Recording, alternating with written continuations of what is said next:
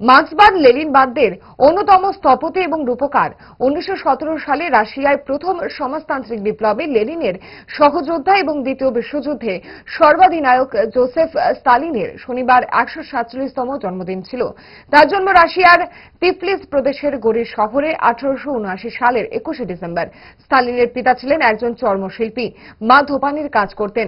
অত্যন্ত দরিদ্র পরিবার থেকে উঠে আসা স্তালিন 1922 সালের 3রা এপ্রিল নির্বাচিত হয়েছিলেন সোভিয়েত কমিউনিস্ট পার্টির সাধারণ সম্পাদক হিসেবে। লেনিনের মৃত্যুর পর স্তালিন 1924 সালে নির্বাচিত হয়েছিলেন সোভিয়েত ইউনিয়নের রাষ্ট্রপতি হিসেবে। শনিবার গোটা পৃথিবী এবং দেশের সঙ্গে রাজ্যেও সমাজতন্ত্র রক্ষাকারী ফ্যাসিবাদ বিরোধী যুদ্ধের বিজয়ের মহানায়ক জেভি স্তালিনের জন্মদিন পালন করা হয় আগরতলা সিপিএম রাজ্য কার্যালয়ে। প্রথমে জেভি স্তালিনের প্রতিকৃতিতে মাল্যদান করে শ্রদ্ধা নিবেদন করেন সিপিআইএম রাজ্য সম্পাদক জিতেন্দ্র চৌধুরী, রতন ভৌমিক সহ অন্যান্য সিপিআইএম নেতৃত্ব। অনুষ্ঠানে জিতেন্দ্র চৌধুরী জোসেফ স্তালিনের রাজনৈতিক কর্মসূচির বিষয় নিয়ে আলোচনা করেন। কমরেড জেভি স্তালিনের 147তম জন্মদিবস। কমরেড জেভি স্তালিনকে আমাদের পৃথিবী যেরকমভাবে জানে, দ্বিতীয় মহাযুদ্ধের মহানায়ক, যার নেতৃত্বে বিশ্বত্রাস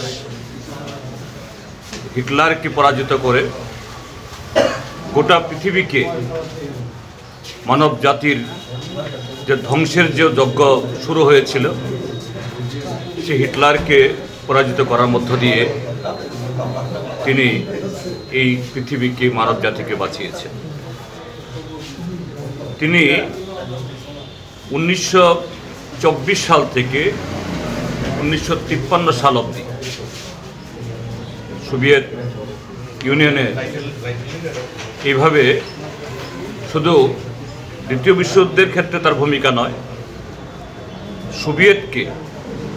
সোভিয়েত রাশিয়াকে গোটা পৃথিবীর মধ্যে অন্যতম যে বিজ্ঞান, প্রযুক্তি, অর্থনীতি সমস্ত দিক থেকে শক্তিশালী দেশে পরিণত করার জন্য ভূমিকা নিয়েছে।